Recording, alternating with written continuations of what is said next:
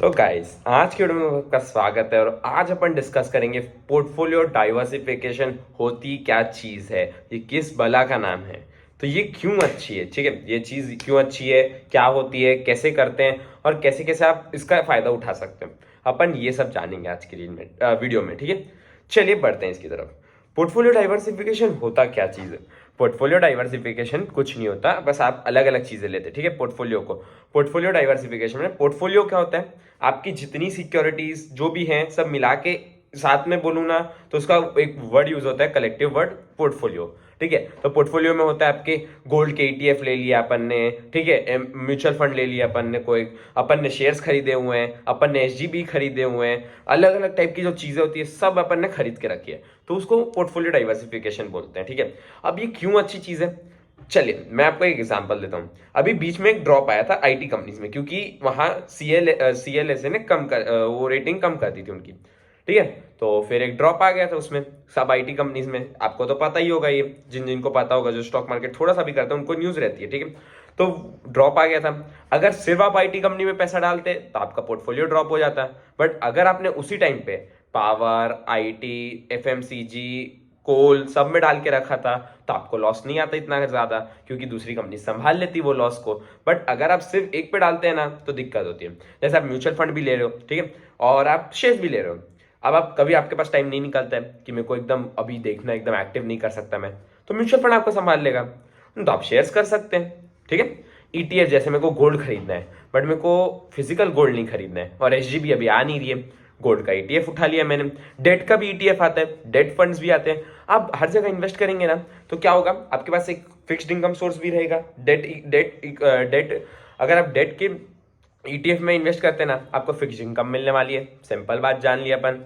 Date के कोई mutual fund में करते हैं, एक फिक्स्ड इनकम मिलने वाली है, वो भी अच्छी चीज है।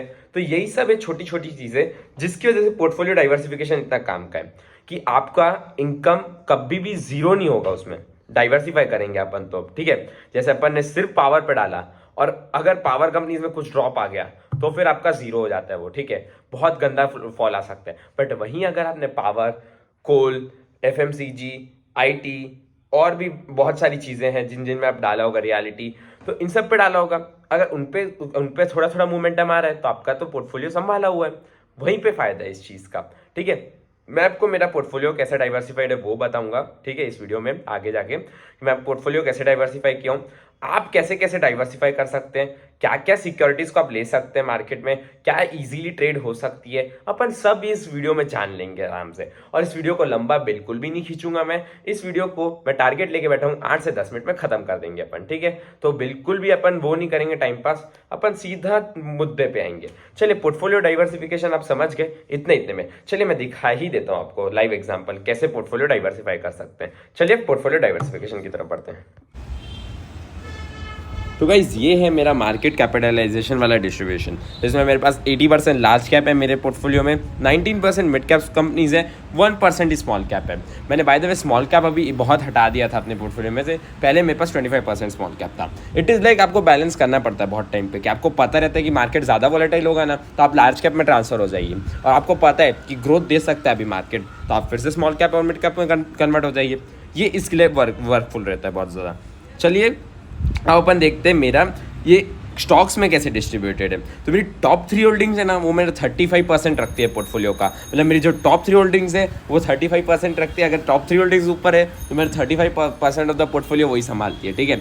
तो अगर 35% है ना तो उनके पास एक मेजॉरिटी है कि उसके हिसाब से बहुत ज़्यादा मार्केट मेरा चेंज रहेगा, क्योंकि 40% ही समझ लेते हैं उसको, ठीक है, 40% है एंड मेरे दूसरी सब होल्डिंग 60% है मिला के। तो वही चीज़ है, अगर 40% एक तरफ है, 60% को तो भाई अलग अलग टाइम लगेगा। तो मैं बोलता हूँ आपकी टॉप 3 होल्डिंग्स है ना, कभी भी 50% से ज़्यादा नहीं रहनी चाहिए। अगर आप ज़्यादा डाइवर्सिफाई कर रहे हो, आप अगर 10 स्टॉक्स या 15 स्टॉक्स ले रहे हैं तो आपकी टॉप 3 होल्डिंग्स है वो 50% से ज़्यादा नहीं रहनी चाहिए। अगर आप 5 होल्डिंग्स ही रह रहे हैं तो आराम से आप रख सकते हैं, ये तो आप पे ही है पूरा, ठीक है।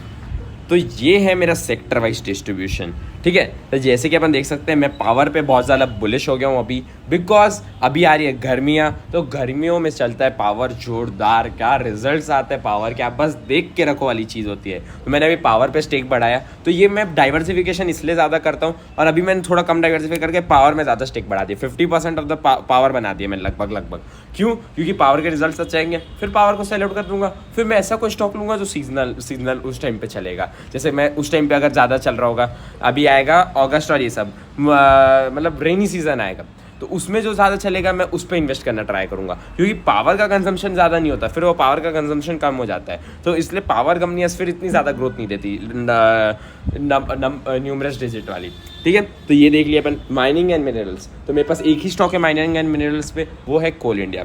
कोल इंडिया एक बहुत अच्छा स्टॉक है माइनिंग मिनरल्स में, मेरे बहुत अच्छी खासी होल्डिंग रखी है उसमें, क्योंकि that is very strong stock. Fundamentally देखेंगे ना 80% ऑफ द माइंड कंट्रोल करता है, वही चीज़ है। इसलिए कैपिटल गुड्स में भी इन्वेस्ट किया है, आयरन एंड स्टील में भी इन्वेस्ट किया है, गैस एंड ट्रांसमिशन में भी इन्वेस्ट किया, और 24% अदर्स में भी। तो मैं फिर से इसको रिवाइज कर सकता हूँ थोड़े टाइम बाद कि हाँ मेरे को लगा नहीं अभी मज़ा नहीं आ रही, फिर नया कर लो इसको, हाँ मैं नया कर सकता हूँ, सही चीज़ है, हाँ बिल्कुल सही चीज़ है। तो यही सब मेन डाइवर्सिफिकेशन होते हैं। और चलिए थोड़ा सा एक दो और चीज़ आपको बता। तो गाइस मैं आज की वीडियो यहीं पे कंक्लूड करूंगा, और मैं बोलूँगा आप डाइवर्सिफिकेशन ज़रूर रखना अपने पोर्टफोलियो में, उससे एक ठीक वो आपके पास सेंस ऑफ ट्रस्ट बना रहता है, और सेंस ऑफ आप सेफ खेल सकते हैं, सेफ प्ले कर सकते हैं। नहीं तो आप नहीं कर सकते, ये एक अच्छी चीज़ है। अगर आप डाइवर्सिफाई करेंगे तो आपको ज़्यादा फायदे मिलेंगे आगे जाके, तो आप ज़रूर डाइवर्सिफाई कीजिए, उस पर देखिए कैसे करते हैं। मैंने पूरा अपना डिटेल बता दिया आपको, अब अपने हिसाब से बनाइए अपना पोर्टफोलियो, किसी को देख के मत बनाइए। अब आपको जो सेक्टर बेस्ट लगता है उस पर ज़्यादा होल्डिंग कीजिए, बट 50% से ज़्यादा कोई एक सेक्टर में ज़्यादा आप कॉन्सेंट्रेट नहीं कीजिए, तो उसके हिसाब से आपका पोर्टफोलियो चलेगा। चलिए मिलते हैं नेक्स्ट वीडियो में गाइस, तब तक के लिए बाय बाय।